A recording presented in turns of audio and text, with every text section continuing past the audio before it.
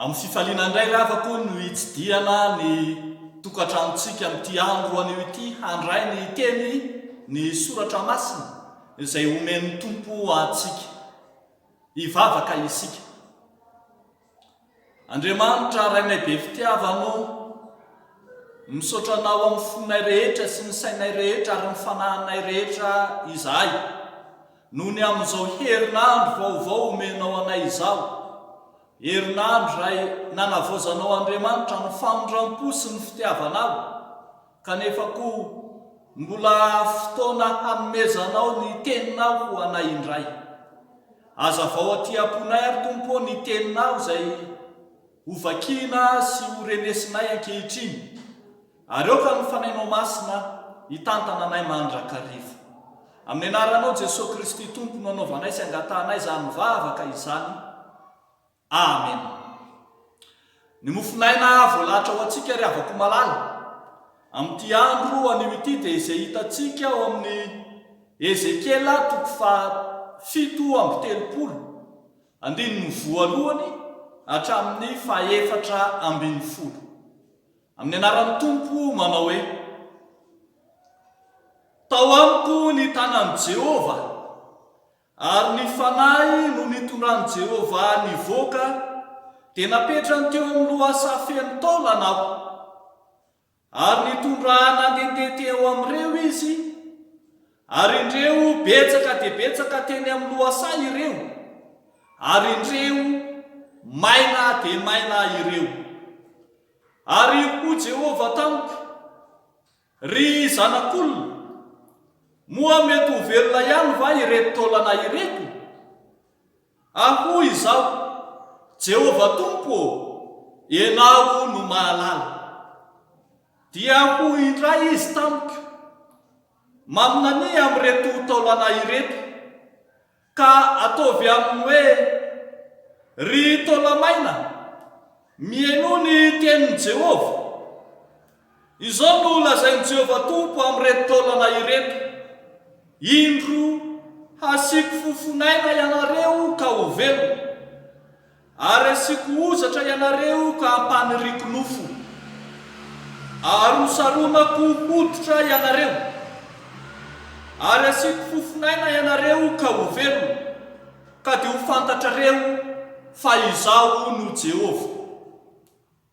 Dia naminany aho araka izay efa namidina ahy, ary noho ny efa naminany aho dia injany nisy feo, ary indreo ny etsiketsika sady ny fanatona amin'ny taolana, samy nanatona amin'ny taolana namany avy.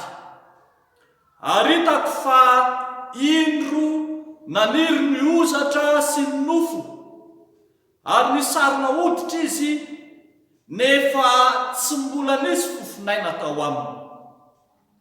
Dia hoy izy tamiko: maminany amin'ny fofonaina, iny maminany ry zanak'olona, ka ataovy amin'ny fofonaina hoe: izao lazain'i Jehova tompo, manatona avy amin'ny rivotra 4 ry fofonaina, ka tsotsofy ireo voavony ireo mba ho velona izy. Dia naminany araka izay efa nanodiny ahy aho, ka dia nidiran'ny fofonaina ireo ka velona, dia nijoro tamin'ny tongony izy marobe dia marobe tokoa. Dia hoy izy tamiko: ry zanak'olona, ireto taolana ireto dia ny taranak'Israely rehetra. Indreo izy manao hoe: maina ny taolanay, levona ny fanantenanay, fongotra izahay. Koa maminany ka ataovy aminy hoe: izao lazain'i Jehova tompo, indro ry oloko, izao no hanokatra ny fasanareo sy hampiakariko avy any amin'ny fasanareo ianareo, ka ho entiko any amin'ny tanin'i Israely, ka dia ho fantatrareo fa izao no Jehova, raha manokotra ny fasanareo aho ry oloko, ka mampiakatra anareo hiala amin'ny fasanareo, ary ataoko ao anatinareo ny fanahiko, dia ho velona ianareo, ary amponeniko any amin'ny taninareo ianareo, ka dia ho fantatrareo fa izao ny Jehova, no efa ny teny sady natanteraka izany hoy Jehova. Amen. Ray masino, manamasinanay amin'ny fahamarinana, ny teninao no fahamarinana. Amen. Ho ampitongonao aminareo mandrakariva ny ariavako ny fahasoavana sy ny fiadanana avy amin'ilay Andriamanitra ray sy Jesoa Kristy tompontsika. Amen. Tazantsika ariavako eto amin'ity Ezekiela 7:30 ty, lay Andriamanitra mampanantena fanjakana vaovao ho an'ny firenen'i Israely, ary ambara fa ny fanjakan'i Davida, fanjakany vaovaon'i Davida no omena azy ireo ka hisy fananganana ny maty ny firenen'i Israely ray manontolo mihitsy. Ao anatin'izany dia manarina ny firenen'Andriamanitra fa manavao feno ny ara-panako izy, dia tonga ho any amin'ny fotoanany fahasambarana sy ny voninahitra ireto vahoaka n'Israely reto. Mba hatanteraka izany ary avako malala, dia indro Andriamanitra nifidy any Ezekiela mpaminany. Ezekiela izay adika hoe herin'Andriamanitra, lay nofidian'Andriamanitra anatanteraka asa sy hery tsy takatry ny saina, ary dia indro tamin'ny alalan'ny fanahiny izy Andriamanitra no niasany tao amin'ny Ezekiela mpaminany mba hijery izany fiainany vahoaka voafidin'izy Andriamanitra izany. Arak'izany ry avako malala dia manana anjara toerana lehibe teo amin'ny fanompoan'i Ezekiela, teo amin'ny faminanian'i Ezekiela ny fanahan'Andriamanitra. Andeha ary ho jerentsika amin'ity andro anio ity izay mandeha amin'ny fanahan'Andriamanitra. Izay mandeha amin'ny fanahan'Andriamanitra voalohany dia mijoro ho mpaminany. Izay mandeha amin'ny fanahan'Andriamanitra dia mijoro ho mpaminany.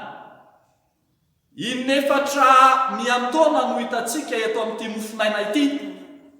Ny antson'Andriamanitra tamin'ny Ezekiela ny amin'izay haminaniny eo anivony vahoaka Israely, ho ny voalaza manao hoe maminania. Inefatra miverina izany. Ry havako malala, eo anoloan'ny fahamoizam-po, eo anoloan'ireo vahoaka niparitaka any amin'ny firenena jentilisa sy maty ara-panahy mihitsy, eo amin'ireo izay very sy maty fanantenana no hijoroany ny mpaminany hanambara ny afatr'Andriamanitra. Hitantsika eo amin'ny andininy voalohany fa napetrany teo amin'ny loasa feno taonany izy, anambarany zany hahatsiarovana fa tahaka ny loasandrika feno fatiny resy anaty ny fiainana reto vahoaka voafidin'Andriamanitra dia Israely ireto. Arak'izany dia tsy mahazo mangina ny mpaminany eo anoloan'izany fahamainana izany, fa tsy maintsy miteny ny afatr'Andriamanitra izy. Iny efatra miverina Andriamanitra no miteny amin'ny Ezekiela hoe maminany, ka isaky ny asaina maminany izy dia ho foana ny voalaza manao hoe izao lazain'i Jehova Tompo, izao no lazain'i Jehova Tompo. Tsy maintsy mihaino ny tenin'i Jehova ireo vahoaka izay ao anatin'ny fahamoizam-po sy ny fahafatesana ara-panahy. Tsy maintsy mijoro ny izay manana ny fanan'Andriamanitra ho mpaminany hanambara sitrapon'Andriamanitra. Ary hitantsika eto raha ny teny Jehova tamin'ny hoe ry zanak'olona moa mety ho velona ihany va ireto taolana ireto, dia hono navalany Ezekiela tamin'ny hoe Tompo, Jehova Tompo, ianao no malala. Midika zany fa fanambarana lavitry ny fisainan'olombelona no tsy maintsy ambara, ary fanambarana izay ananan'Andriamanitra fahefana rahateo ihany koa. Eo anivon'ny vahoaka voafidy, vahoaka voatokana, dia ny Israely no indro iasan'ny mpaminany ankehitriny. Arak'izany dia ambara ry havako malala fa tena ilayntsika fiangonana ankehitriny izay Israely vaovao, fiangonana voafidin'Andriamanitra. Ilayntsika ihany koa ny mpaminany. Ilain'ny fiangonana izay mpaminany ny mpaminany hanambara ny sitrapon'Andriamanitra aminy. Tsy hiantehatra fotsiny fiangonana amin'ny maha-olom-bo antso sy olom-bo ositra, olom-bo fidin'Andriamanitra na izay mahafiangonana azy, fa mila ny mpaminany hanambara ny sitrapon'Andriamanitra. Ry havako malala, eo alohan'ireo toe-javatra maina marobe eo amin'ny fiainan'ny fiangonana ankehitriny dia tsy maintsy mijoro ny mpaminany izay manana ny fanan'Andriamanitra hanambara ny afatr'Andriamanitra. Ankehitriny tazantsika maina avokoa ny singa rehetra ao anatin'ny fiangonana izay Israely ankehitriny. Maina ny rafitra, ny ambaratonga ny rafitra, maina ny fampon'ny fiangonana sy ireo olom-bo ositra samihafa ao anatin'ny fiangonana. Maina ny fanaovantsika ny fampona samihafa, maina ny fanasan'ny tompo izay raisina, maina ny batisa, maina ny sampana, maina ny rakitra, maina ny fampony vavahana ataony ny fiangonana. Ka ilaina ny mpaminan'i Jehovah hanambara ny sitrapon'Andriamanitra. Ary efa nampahatsiarovana tamin'ny alalan'ny Amosa anie zany ry havako malala. Raha mijeritsika ny Amosa 5 izay nampatezitra ny mpanompon'Andriamanitra fahizay. Amosa 5 ny 1:20 hatramin'ny 7:20 manao hoe: halako, eny laviko ny andro firavoravonareo, ka tsy hoanitra kasitrana amiko ny fivorianareo masina. Na dia anateranareo fanatitra hodolana sy fanatitra hoanina zaho, dia tsy sitrako izany. Ny zanak'omby mifahaterinareo fanam-pihavanana dia tsy hojereko akory. Atsaharo finaonaonanareo ny hiranareo, fa mahareninay ka tsy hay ny feno lokanganareo aho ho Jehovah. Tsy maintsy lazaina arak'izany ry havako malala, ireo tsy mety rehetra izay mampamaina ny fiainan'ny fiangonana, tsy maintsy miteny ny mpaminany hanambara ny sitrapon'Andriamanitra marina. Sarotra ho an'ny fiangonana mantsy ny ilaza ireo toe-javatra rehetra maina eo anivon'ny fiarahamonina sy izao tontolo izao sy ny firenena, nefa ny ao anatin'ny fiangonana aza maina izay mandeha amin'ny fanahan'Andriamanitra dia antsoina hijoro ho mpaminany hanambara ry amin'ireo toe-javatra maina ao amin'ny fiangonana. Fa ny zavatra faharoa izay hitantsika koa ry havako malala dia hoe izay mandeha amin'ny fanahan'Andriamanitra dia mizara aina. Izay mandeha amin'ny fanahan'Andriamanitra dia mizara aina. Rehefa nanontany Andriamanitra any Ezekiel ao amin'ny 2 manao hoe: ry zanak'olona moa mety ho velona ihany va ireto taolana ireto? Dia hoy ny voalaza eo amin'ny 3 dia anapa-kevitra i Ezekiel anyteny manao hoe: Jehovah Tompo ianao no mahalala. Dia hitantsika tsara ilay fahalalàn'Andriamanitra rehefa tonga ao amin'ny 5 dia hoy Andriamanitra amiteny hoe: indro asiko fofonaina ianareo ka ho velona, asiko fofonaina ianareo ka ho velona. Dia mitoy izany amin'ny 9 ary hitantsika indray ery amin'ny 9 sy ny 10 no itenenan'Andriamanitra manao hoe: manatona avy amin'ny rivotra 4 ary fofonaina, ka tsotsofo ireo voavony ireo mba ho velona izy. Andriamanitra izay manome fofonaina no hitantsika eto. Fofonaina, ilay fanahan'Andriamanitra no omeny ho an'ireto taolana karakaina sy maty teo aloha ireto. Fofonaina mahavelona omena ho an'ny tsiraray. Fofonaina izay adikatsika koa hoe rivotra avy any ivelany izay mahavelona ny olona iray. Ka na dia efa hitantsika ny etsiketsika azy ny taolana, ny fanatony, dia niverina koa amin'ny tontolon'olombelona indray reto olona namaina teo aloha ka dia zary lasa nisy ozatra sy lofo kanefa tsy ampy izany fa tsy maintsy nomena fofinaina izy ka dia Andriamanitra mihitsy no miditra eo amin'ny fiainany amin'ny alalan'ny fanahiny mba hamelona ny maty sy ny maina mba ho velona indray. Ry havako malala, mampahatsiaro antsika ilay Andriamanitra mpahary tamin'ny voalohany izany, ilay Andriamanitra izay manavao ny fahariny ary Andriamanitra manao faharina vaovao eo amin'ny fiainan'ny vahoakany. Dia hitantsika arak'izany ry havako malala fa hizara aina sy hamelona indray ny fiarahamonina karakaina no ilana ny mpaminany, no ilana ny fiangonana. Izany no asa sy asa fototra ilana izay manana ny fanan'Andriamanitra. Hamelona sy hitsinjo ny aina ho an'ireo mpiara-belona sy mpiara-monina amin'ny fanomezana azy izay ilainy, izany no asan'ny fiangonana. Tsaroantsika tsara Jesosy Kristy izay nanolotra ny on'ny rano velona mba ho fiainana mandrakizay ho an'izay rehetra misotro sy mangetaeta azy. Fa tahaka izany ihany koa ny iatsona ny fiangonana izay mpaminany ankehitriny mba hizara aina hamelona ireo izay karakaina sy ireo izay ao anatin'ny tsy fahampiana.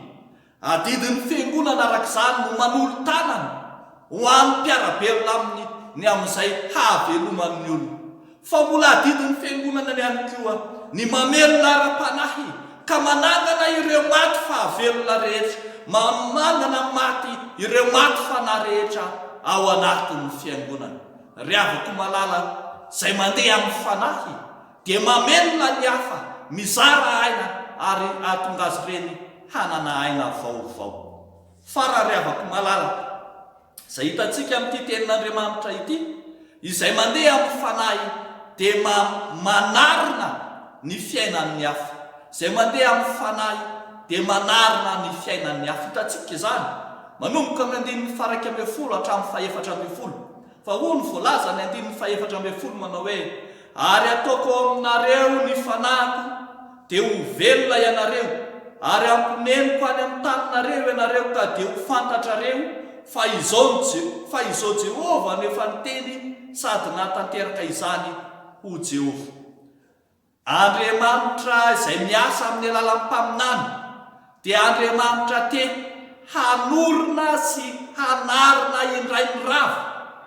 Dia tsy iza fa ny fiainareto vahoaka Israely izay rava ny fahavalo ka voababo tany Babilôna. Ireo vahoaka izay velona indray nomena aina, nomena ilay fofinaina sy ny fanan'Andriamanitra no indro arenina ny fiainana. Ireo vahoaka izay navoaka ny fasana izay fahababona nahazo azy teo aloha no indro ho arenin'Andriamanitra indray ny fiainana. Mampanantena tany vaovao sy fiainana vaovao ho an'ireo izay nivoaka avy tamin'ny fahababona tamin'ny Babilônan'Andriamanitra, ary ambaran'Andriamanitra fa hianjera ny fanjakana Kaldiana izay mpifetsy mangeja to fasana mangeja izao tontolo izao ka ho tonga amin'ny fitsaharana sy ny fahafahana ny vahoaka voafidy. Koa ino Andriamanitra manarina ny fiainana izany vahoaka novelominy izany ka omeny ny fanahiny, omeny ny fanahiny izy Andriamanitra izay manamafy ny fanomezan'Andriamanitra ny fanahiny eo amin'ny Ezekiela 9:30, ny 9:20 sy ny 7:20: omeko fo vaovao ianareo ary fanahy vaovao no ataoko anatinareo, esoriko amin'ny nofinareo ny fo vato ka omeko fo nofy ianareo, ary ny fanahiko no ataoko anatinareo, ahatonga anareo andeha araka lalako sy hitandrina fitsipiko ka anaraka azy. Ovana olona vaovao, zany ny tanjon'Andriamanitra. Fa ambara ihany keo amin'ny 4:10 fa amponenina any amin'ny taniny ianareo koa izy. Ny dika teny amin'ny Bibla anoté dia mampanantena hoe: je vous donnerai du repos sur votre sol. Zany hoe omen'Andriamanitra fitsaharana vaovao ao amin'ny tany vaovao izay ampanantenana ny vahoaka izay natsangana sy novelomina indray. Mazava arak'izany ry havako malala ny tenin'Andriamanitra fa tsy Andriamanitra mamelona sy manangana maty fotsiny izy, fa Andriamanitra mitsimo izay hiveloma ireo olona novelomin'ireo, mitsimo izay hiveloma sy hitohizan'izany fiainana izany. Fanarenana vatana sy fanahy ho tonga amin'ny fahasambarana tanteraka izany ny tanjon'Andriamanitra. Mazava zany ry havako malala fa ny fiangonana ankehitriny izay mpaminany Jehova no assistante sociale voalohany hanatanteraka ny insertion sociale na fanarenana ara-piarahamonina ireo rehetra nandalo ny fahalavona, ireo nandalo ny fahafatesana, ireo nandalo ny fahamainana, dia ny fiangonana no andray azy ireny hanarina ny fiainana. Tsy hanilikilika ireo izay lavo teo aloha na hanosy-botanina izay nandalo ny fahotana no asan'ny fiangonana, fa mandray azy ireny ka mampiditra azy ao amin'ny tontolo-pamonjena sy ny tontolo-piadanana izay homanin'Andriamanitra.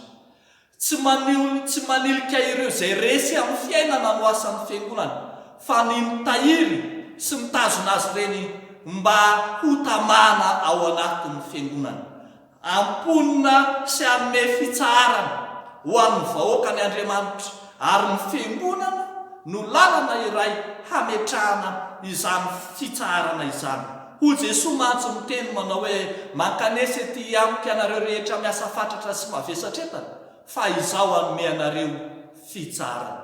Raha fehezana riavana izany tenin'Andriamanitra izany dia izao manao hoe eo anoloan'ny fahaverezam-panantenana, eo anoloana izay heverina fa tsy ho mitombona intsony ny amin'izay sy ny fahafatesana ara-panahy, no ilo Andriamanitra mijoro hanarina mamelona ny fiainan'ireo vahoaka ireo, tsy ara-panahy fotsiny fa ara-nofo ihany koa. Iantsona ny fiangonana ankehitriny mba hihevitra ny fampandrosoana ny olona rehetra sy ny olona manontolo eo amin'ny fiarahamonina. Dia ho an'Andriamanitra ireriana ny voninahitra. Amen. Ivavaka isika riavaka. Ry Andriamanitra ny famonjenanay eo, misaotra anao izay no ianao Andriamanitra manakiditra antsehatra eo amin'ny fiainanay ka manome fahavelomana ara-panahy izay maty tamin'ny fahotana no velominao indray, kanefa manaiky hitsinjo ny nofinay tahaka ny fitsinjonao ny voromanidina sy ny zava-maniry eny an-tsaha no hitsonjovanao anay. Eny, mihoatra lavitra noho izany aho, koa nisaotra ny dera ny voninahitra no atolotra anao. Amin'ny anaran'i Jesosy Kristy Tompo. Amen.